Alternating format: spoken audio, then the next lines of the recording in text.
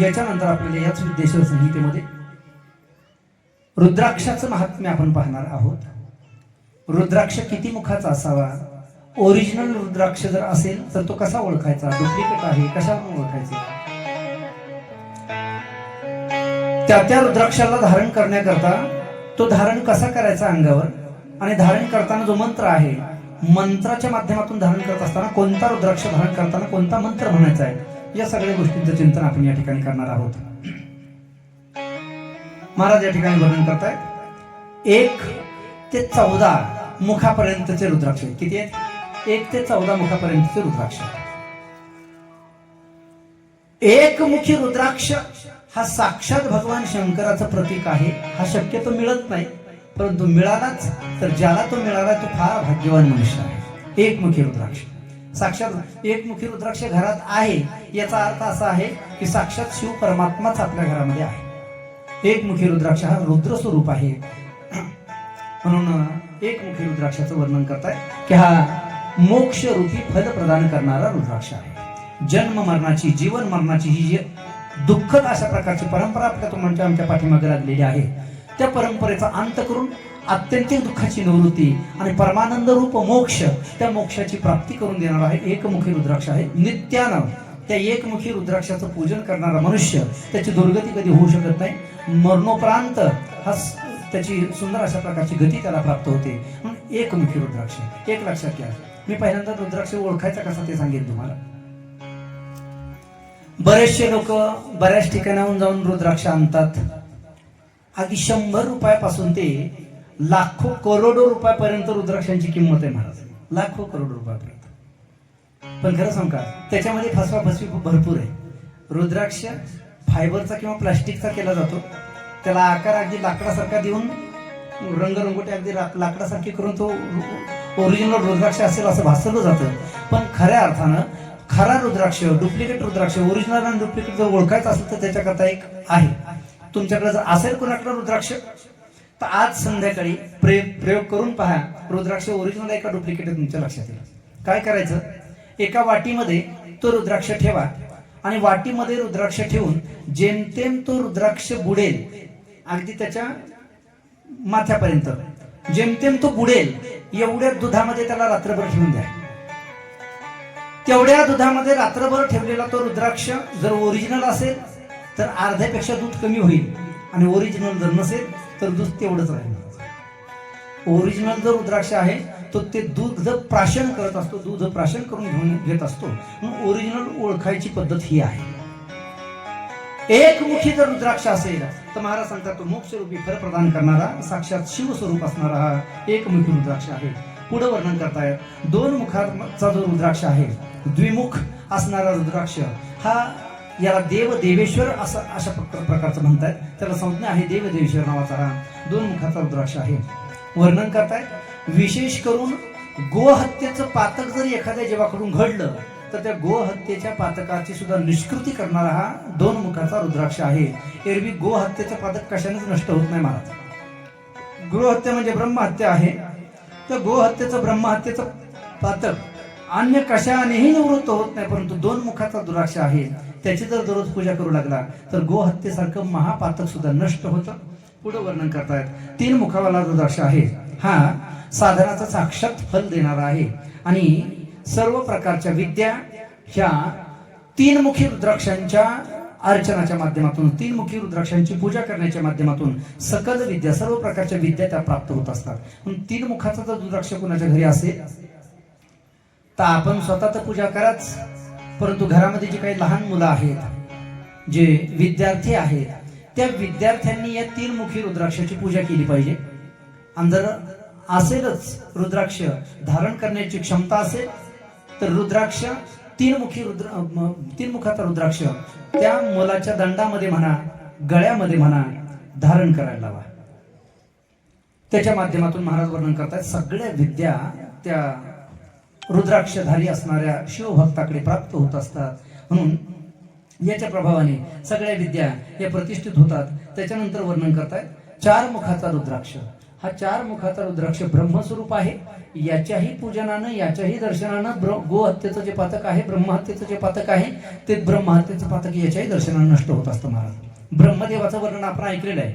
ब्रह्मा, विष्णू आणि महेश 3 प्रकारच्या देवता आहेत. त्यापैकी ब्रह्मदेवाचं वर्णन आपण ऐकलेलं आहे. ब्रह्मदेवाला 4 मुख आहेत, म्हणून हा 4 मुखांचा जो रुद्राक्ष आहे हा साक्षात ब्रह्मस्वरूप आहे. म्हणून ब्रह्महत्येचं पातक सुद्धा नष्ट करणारा. आणि विशेष म्हणजे याला 4 मुख असल्याच्यामुळे महाराज वर्णन करतायत 4 प्रकारचे जे पुरुषार्थ आहेत, त्या 4 प्रकारच्या पुरुषार्थांची सिद्धी या चतुर्मुखी रुद्राक्षाच्या माध्यमातून होत असते. धर्म, अर्थ, काम आणि मोक्ष संत महात्मे गोड वर्णन करतायत. भगवान शंकराला पाहिल्याच्या बरोबर फार काय करायचं गरज नाही. भगवान शंकराला पाहिलं ना, भगवान शिवाला पाहिलं ना की शिवजीला पाहिल्याबरोबर हे 4ही पुरुषार्थ आपोआप प्राप्त होतात. संतांनी फार वर्णन केलं.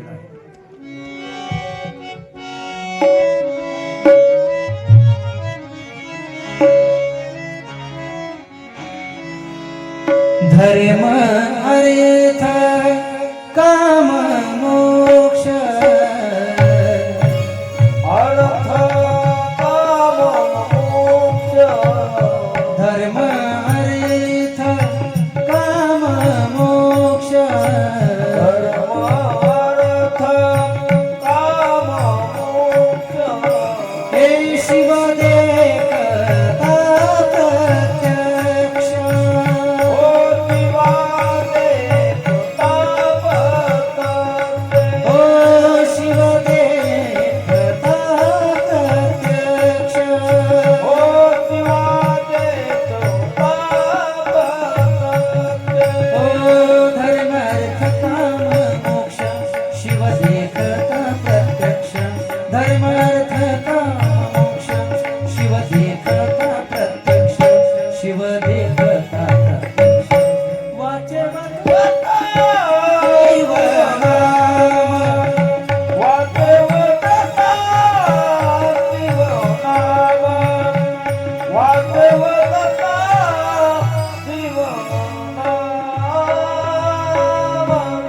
धर्मार्थ काम मोक्ष शिव देखता प्रत्यक्ष.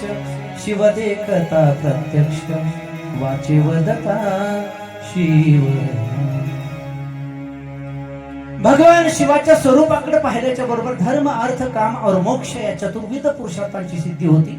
यह करू धर्मार्थ काम मोक्षाख्येशी चतुर्विध पुरुषार्थ. 4 प्रकारचे पुरुषार्थ आहेत.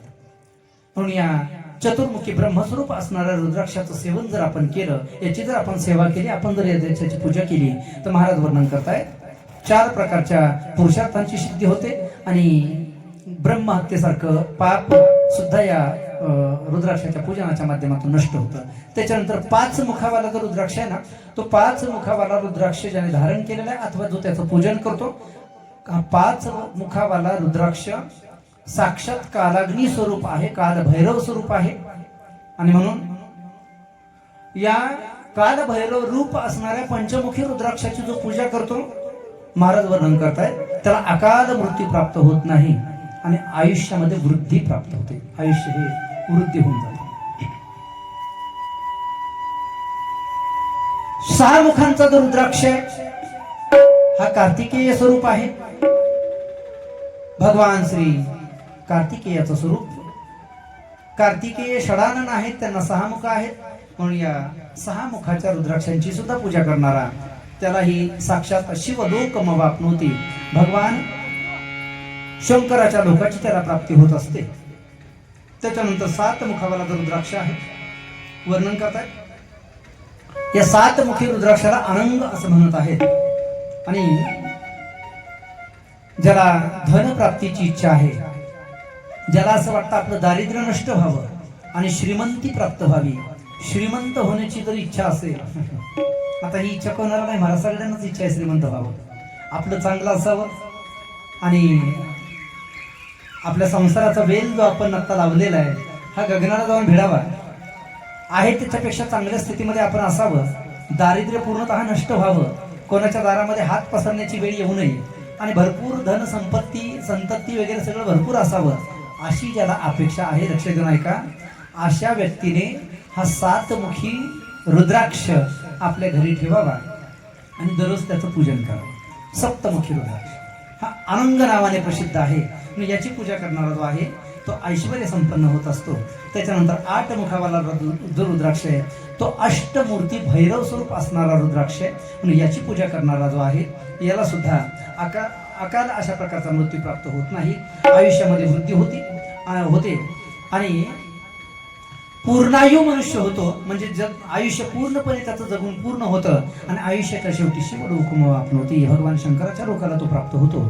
त्याच्यानंतर 9 मुखावाला रुद्राक्ष आहे हा भैरव तथा कपिल मुनींचं द्योतक आहे. 9 मुखाचा रुद्राक्ष महाराज वर्णन करतायत. हा जो 9 मुखी रुद्राक्ष आहे हा कपिल मुनींचं प्रतीक आहे आणि त्याचबरोबर हा नवदुर्गेचं सुद्धा प्रतीक आहे. 9 मुखाच्या रुद्राक्षांची पूजा केली म्हणजे नवदुर्गांची पूजा केली असा त्याचा अर्थ आहे. 9 प्रकारच्या देवींची पूजा केली असा त्याचा अर्थ आहे. कारण त्याची अधिष्ठाती देवता ही दुर्गा आहे. म्हणून आपल्या डाव्या हातामध्ये मनगटामध्ये अथवा बाहूंमध्ये ज्याने हा 9 मुखी रुद्राक्ष धारण केलेला आहे महाराज वर्णन करतात तो सर्वेश्वर होतो. महाराज त्याचा विजय होत असतो. लक्षात घ्या.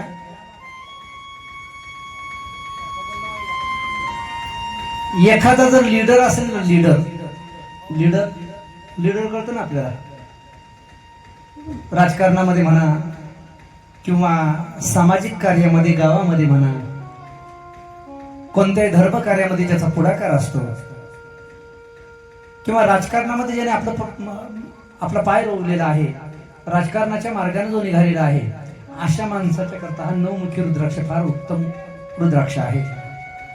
हा 9 मुखी रुद्राक्ष डाव्या हातामध्ये किंवा डाव्या बाहूमध्ये जर धारण केला तर महाराज सांगताय जिथं हा जाईल तिथं त्याचा विजय होत असतो. कोणाचा?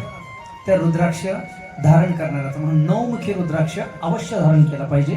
ज्याला विजयाची अपेक्षा आहे सर्व याच्यामध्ये कोणत्याही प्रकारचा संशय नाही.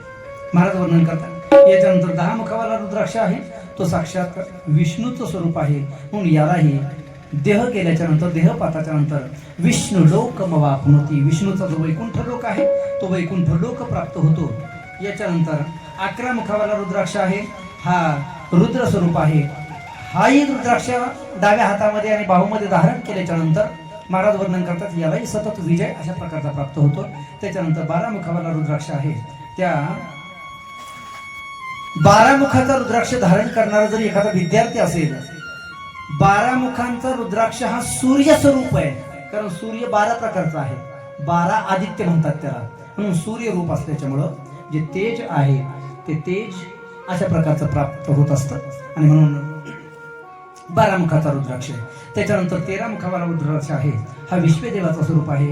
महाराज वर्णन करताय 13 मुखी रुद्राक्ष ज्याच्या घरामध्ये असेल जो त्याची पूजा करत असेल अथवा अंगावर धारण केलेला असेल तो सौभाग्यशील अशा प्रकारचा होतो.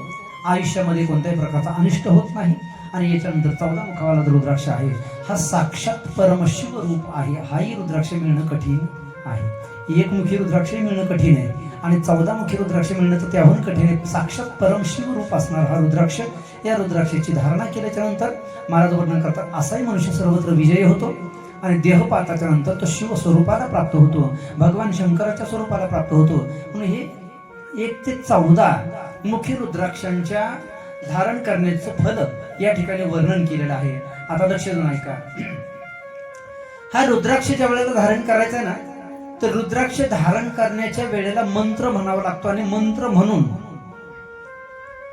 तो रुद्राक्ष अंगावर धारण करायचा किंवा पूजा करत असताना तो मंत्र म्हणून त्या रुद्राक्षाची पूजा करायची. मला वाटतं रुद्राक्ष बऱ्याच जणांच्याकडे असेल. रुद्राक्ष तुमच्यापैकी बऱ्याच जणांच्या घरी रुद्राक्ष असण्याची शक्यता आहे असेल. ज्यांच्याकडे रुद्राक्ष आहे घरामध्ये देवघरामध्ये त्यांनी हातवर करा बरं एकदा.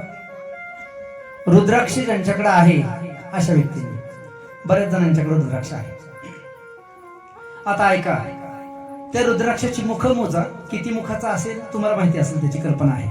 मी या ठिकाणी मंत्र सांगणार आहे. त्या रुद्राक्षाची पूजा करत असताना जेवढ्या मुखाचा तो रुद्राक्ष असेल त्या रुद्राक्षाकरता तो मंत्र आपण म्हणायचा पूजा करत असताना. लक्ष देऊन ऐका. पहिला 1 मुखी रुद्राक्ष जर असेल ना तर ओम ह्रीम नमः असं म्हणून त्याची पूजा करायची. 1 मुखाचा रुद्राक्ष जर घरी असेल तर ओम ह्रीम नमः त्याच्यानंतर दोन मुखी रुद्राक्ष जर असेल तर ओम नमः असं म्हणून त्याची पूजा करायची आहे. त्याच्यानंतर तीन मुखी रुद्राक्षांच्या करता ओम क्लीम नमः म्हणून पूजा करायची आहे. चार मुखी रुद्राक्ष जर असेल तर ओम ह्रीम नमः असं म्हणून पूजा करायची आहे. पाच मुखाचा रुद्राक्ष आहे त्याच्याही करता तोच मंत्र आहे ओम ह्रीम नमः. सहा मुखी जर रुद्राक्ष असेल तर महाराज वर्णन करतात ओम ह्रीम हुम नमः. सहा मुखी षडानंद ज्याच्याकडे असेल, सहा मुखी रुद्राक्ष ज्याच्याकडे असेल त्याने ओम ह्रीम हुम नमः हा मंत्र म्हणायचा आहे आणि त्याची पूजा करायची आहे. सात मुखाचा अनंग नावाचा रुद्राक्ष ज्याच्याकडे असेल त्याच्याकरता ओम हुम नमः असा मंत्र आहे. त्याच्यानंतर आठ मुखी रुद्राक्षांच्या करता तोच मंत्र आहे ओम हुम नमः. नऊ मुखी रुद्राक्ष ज्यांच्याकडे असेल त्याच्याकरता ओम ह्रीम हुम नमः हा मंत्र आहे. दहा मुखी रुद्राक्ष जर असेल तर ओम ह्रीम नमः मंत्र आहे. 11 मुखाच्या रुद्राक्षाच्या करता ओम ह्रीम हुम नमः. 12 मुखी रुद्राक्षाच्या करता ओम क्रौम श्रौम रोम नमः हा मंत्र आहे. 13 मुखी रुद्राक्षांच्या करता ओम ह्रीम नमः. 14 मुखी रुद्राक्षांच्या करता ओम नमः अशा प्रकारचा मंत्र आहे. ज्याच्याकडे ज्या प्रकारचा जितक्या मुखाचा रुद्राक्ष असेल त्याच्याकरता तो मंत्र आहे. त्या मंत्राने जर त्या रुद्राक्षाचा अभिषेक केला, त्या मंत्राने जर रुद्राक्षाची पूजा केली तर कोणतीही अर्थसिद्धी जे मनामध्ये इच्छा असेल, कामना असेल, कल्पना असेल ती कामना निश्चित पूर्ण झाल्याशिवाय राहत नाही. परंतु त्या मंत्रानं त्या रुद्राक्षाचं पूजन होणं हे अत्यंत क्रमप्राप्त आहे, हे अत्यंत आवश्यक आहे. रुद्राक्षाची माला ज्याने धारण केलेली आहे त्याचंही वर्णन करतात. ज्याच्या अंगावर रुद्राक्षाची माळ ज्याने धारण केलेली आहे महाराज सांगतात त्याची कधी दुर्गती होऊ शकत नाही, त्याला सद्गती प्राप्त होते. पण एक ऐका, रुद्राक्षाची माळा धारण करणे हे फार सोपं नाही महाराज, फार कठीण आहे. ज्याला रुद्राक्षाची माळ अंगावर धारण करायची आहे ना त्याने फार पथ्य सांभाळावे लागतात. बऱ्याच प्रकारची पथ्य त्याच्यामध्ये आहेत. बहिर दिशेला जाऊन आल्याच्या नंतर पायावर पाणी घेणं, गुळणा करणं, एक वेळेला नाही 16 वेळेला ते गुळणा करायला सांगितलेलं आहे. पथ्य जर पाळणं होत असतील तर रुद्राक्षाची माळ अंगावर धारण करावी. जर नसेल होत तर नाही केली तरी चालेल. रुद्राक्षाच्या माळेचं पूजन घरी देव घरामध्ये ठेवून जरी केलं तरी काय हरकत नाही, त्याच्याने तीच फलसिद्धी प्राप्त होणार आहे. आणि म्हणून या रुद्राक्षांचं चिंतन करत असताना रुद्राक्षाचं पूजन केल्यानंतर एवढी फलसिद्धी का प्राप्त होते त्याचं कारण आहे. रुद्राक्ष म्हणजे भगवान शिव परमात्माचा आत्मा आहे महाराज. रुद्राक्ष काय आहे, रुद्राक्षाची निर्मिती कशी झाली, फार गोड कथा आहे. एक वेळेला अनंत कालावधीपर्यंत भगवान शिव परमात्मा तपश्चर्येमध्ये आहेत, समाधीमध्ये गेलेले आहेत. समाधी लावलेली भगवान शिव परमात्म्याने आणि समाधी लावल्याच्या नंतर देवतांनी स्तुती केली भगवंताची. परमात्मा आता दर्शन द्या आम्हाला, उठा, या समाधीतून वित्तीत व्हा म्हणून देवतांनी स्तुती केली आणि भगवान परमात्म्याने डोळे उघडले. अनंत कालावधीपर्यंत डोळे मिटलेले आहेत आणि अचानक डोळे उघडले तर डोळे उघडल्याबरोबर भगवान श्री शिव परमात्म्याच्या नेत्रातून अश्रू आले महाराज. अश्रू आले, पाणी आलं डोळ्यातून. त्या अश्रू आले तर ते जमिनीवर पडलेत. आता भगवान परमात्म्याचा जो अश्रू आहे ते काय सामान्य मनुष्याचा अश्रू नाही. जमिनीवर जिथं अश्रू पडणार, लक्ष देऊन ऐका, जिथं भगवान शंकराच्या डोळ्यातलं पाणी जमिनीवर ज्या ठिकाणी पडलं त्याच ठिकाणी कालांतराने एक वृक्ष निर्माण झाला. तो वृक्ष म्हणजे रुद्राक्षाचा वृक्ष आहे. म्हणजे रुद्राक्ष म्हणजे भगवान परमात्म्याच्या, भगवान शंकराच्या डोळ्यातला अश्रू आहे महाराज. म्हणून रुद्राक्षाची पूजा करणारा जो भक्त असेल भगवान शिव परमात्मा त्याच्यावर अनन्यसाधारण अशा प्रकारची कृपा करतात. म्हणून रुद्राक्षाची पूजा जर शिवभक्त असेल तर अवश्य त्याच्या अंगावर रुद्राक्ष असला पाहिजे, अंगावर रुद्राक्षाची धारणा केली पाहिजे. नाही अंगावर करणं शक्य होत तर दररोजच्या दररोज देवघरामध्ये ठेवलेल्या रुद्राक्षाची पूजा तरी आपल्याकडून घडली पाहिजे. नित्य रुद्राक्षाची पूजा करणारा जो आहे तो संत महात्मे वर्णन करतायत. अंतकाळाला शिवलोकमवाप्नोती, भगवान शंकराच्या लोकाला तो प्राप्त होतो आणि भगवान शिव परमात्म्याच्या लोकाला प्राप्त झाल्याच्या नंतर महाराज वर्णन करतायत आत्यंतिक दुःखाची त्याच्या निवृत्ती होते. जन्म मरण रूप ही दुःखद परंपरा जी पाठीमागे लागलेली आहे या दुःखद परंपरेचा अंत होतो. हे रुद्राक्षाचं महिमा आहे.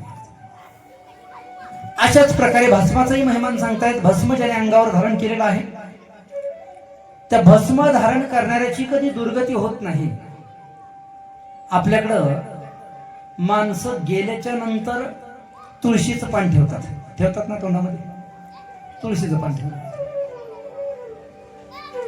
तुळशीचं पान का ठेवलं जातं तोंडामध्ये? त्याचं कारण आहे, मानव देह जो तुम्हाला आम्हाला प्राप्त झाला हा अत्यंत अपवित्र आहे. मृत्यूच्या नंतर किंवा मृत्यूच्या समयी ती अपवित्रता त्याच्या सद्गतीमध्ये बाधा ठरू नये याच्याकरता तुळशीचं पान तोंडामध्ये देतात. तुळशी पत्र देहावर ठेवलं म्हणजे देह पवित्र झाला महाराज. परंतु एक लक्षात घ्या, आयुष्याच्या शेवटी देहाला असं पावित्र्य प्रदान करून घेण्यापेक्षा भगवान परमात्म्याच्या नामाच्या जपाने अत्यंत घाणेरडा अत्यंत अपवित्र असणारा हा देह भगवंताच्या एका नामस्मरणाच्या माध्यमातून पवित्र होऊन जातो महाराज. जगामध्ये दुसऱ्या कोणत्याच पदार्थाची ताकद नाही या देहाला पवित्र करण्याची. जगद्गुरु तुकाराम महाराज वर्णन करतायत, शरीर दुःखाचे कोठार, शरीर रोगाचे भांडार, शरीर दुर्गंधीची धार, नाही अपवित्र शरीर आहे. या शरीरासारखं अपवित्र या जगामध्ये दुसरं काही नाही. पण एक लक्षात घ्या, एवढं जरी अपवित्र शरीर असेल ना तर त्या शरीराला पवित्र करणारं भगवान परमात्म्याचं नाम आहे. आपण नेहमी हरिपाठामध्ये अभंग म्हणत असतो.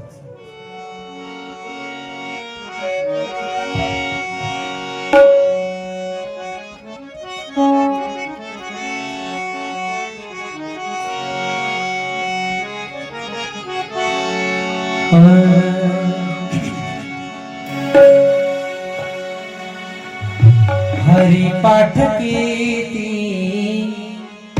मुखे जरी गाय, हरिपाठ कीर्ती मुखे जरी गाय, हरिपाठ कीर्ती मुखी जरी गाय, हरिपाठ कीर्ती मुखी जरी गाय, हरिपाठ कीर्ती मुखे जरी गाय, हरिपाठ कीर्ती मुखे जरी गाय, हरिपाठ कीर्ती मुखी जरी गाय, हरिपाठ कीर्ती मुखी जरी गाय. पवित्राची होय देह त्याचा, पवित्राची होय देह त्याचा, हरी मुखे म्हणा, हरी मुखे म्हणा, हरी मुखे म्हणा, हरी मुखे म्हणा, हरी मुखे म्हणा, हरी मुखे म्हणा. पवित्र हो देह त्याचा, पवित्र हो देवाचा, हरी मुखे म्हणा, हरी मुखे म्हणा, हरी मुखे म्हणा,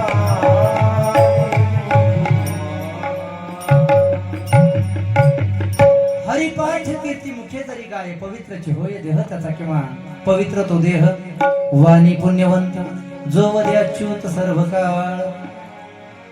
अखंड मुखामध्ये ज्याच्या भगवान परमात्म्याचं नाव आहे त्याचा देह हा नाम घेता क्षणीच किती पवित्र. गोड गोड तुझे नाम, किती गोड गोड तुझे नाम.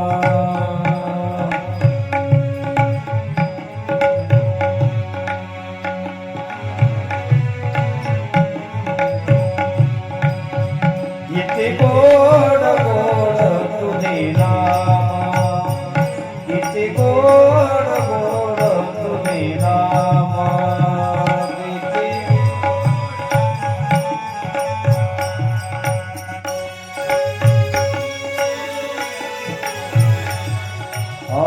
माझ्या विठ्ठला, माझ्या विठ्ठला, माझ्या विठ्ठला रे, माझ्या विठ्ठला रे, किती गोड गोड तुझे नाम, किती गोड गोड तुझे नाम, किती गोड गोड तुझे नाम.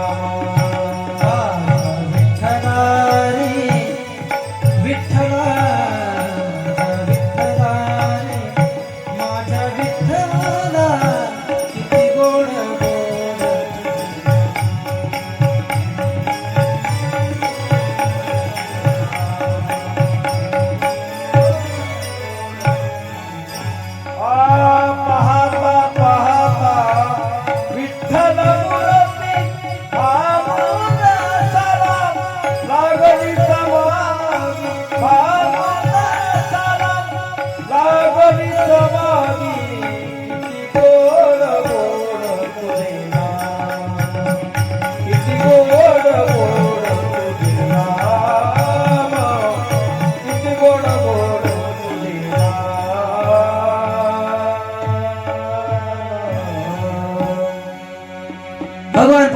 नामाचा आश्रय ज्या जीवाने केलेला आहे, महाराज वर्णन करताय, त्याचा देह नाम घेता क्षणीच पवित्र होऊन जातो. पवित्र तो देह. भगवान शिव परमात्मा सुद्धा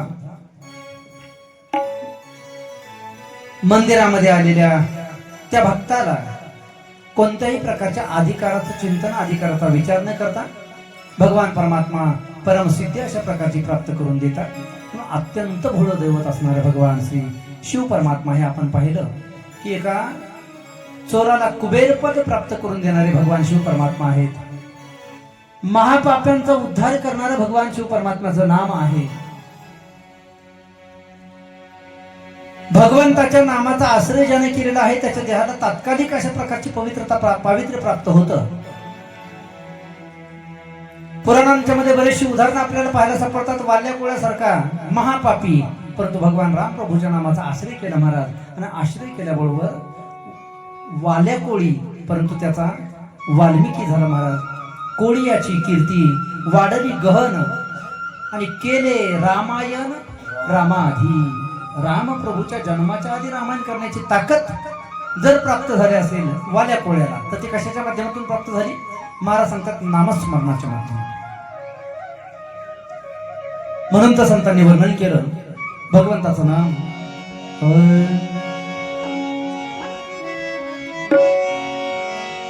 नाम तुझे रे, नाम तुझे रे, नाम तुझे रे नारायणा. नाम तुझे, नाम तुझे रे, नाम तुझे रे नारायणा. नाम तुझे सर्वांनी बोला, सर्वांनी बोला.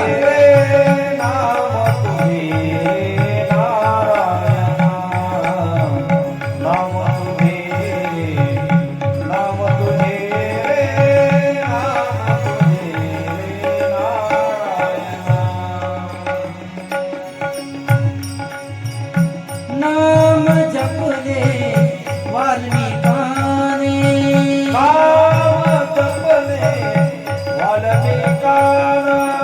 नाम जपले वाल्मिकाने, नाम जपले वाल्मिकाने.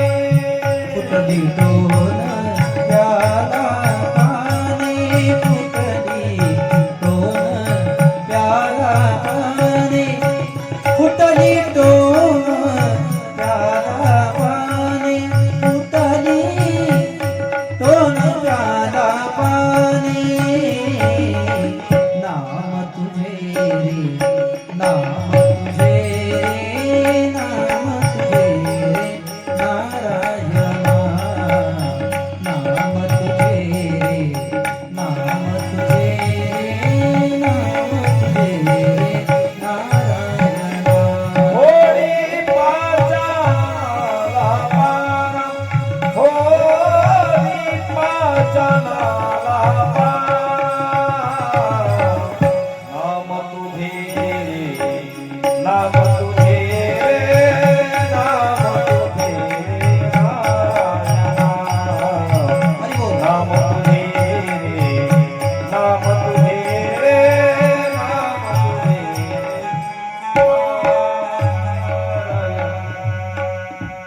नाम तुझे नारायणा. काय परिणाम झाला महाराज? नाम जपले वाल्मिकाने, फुटली टोन प्याला पाने. उलट नाव घेतलं महाराज, तर उलट नाव घेतल्याचा परिणाम असा झाला की वाल्याचा वाल्मिकी झालेला आहे. केले राम. आणि काय गंमत आहे पहा ना, अखिल कोटी ब्रह्मांड नायक परमात्मा, परंतु राम प्रभून शपथ घेतली की बोलीला वाल्मिक तैसेची करीन, आणि वर्तोनी दावीन नामा. वाल्मिकीनं जसं लिहिलं तसंच भगवान परमात्म्याला रामायण कालामध्ये करावं लागलं.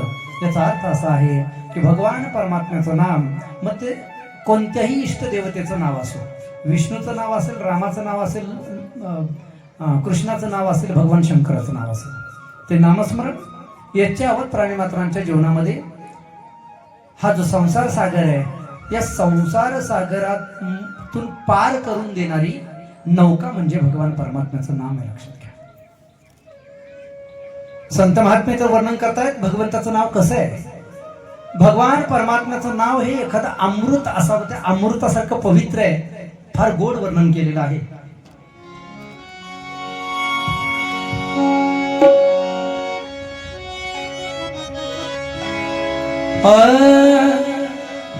अमृत है हरि नाम जगत में, अमृत है हरि नाम जगत में, उसे छोड़ विषय विष पीना क्या, हरि नाम नहीं तो जीना क्या, हरि नाम नहीं तो जीना क्या, हो हरि नाम नहीं तो जीना क्या, हरि नाम नहीं तो जीना क्या, हरि नाम नहीं तो जीना क्या। ओ अमृत है हरि नाम जगत में, अमृत है हरि नाम जगत में, छोड़ विषय विष पीना क्या, हरि नाम नहीं तो जीना क्या, हरि नाम नहीं तो जीना क्या, हो हरि नाम नहीं तो जीना क्या। हरि नाम नहीं तो जीना क्या, हरि नाम नहीं तो जीना क्या, हरि नाम नहीं तो जीना क्या। ओ तीरथ है हरि नाम तुम्हारा, फिर क्यों फिरता मारा मारा, फिर क्यों तीरथ है हरि नाम तुम्हारा, फिर क्यों फिरता मारा मारा।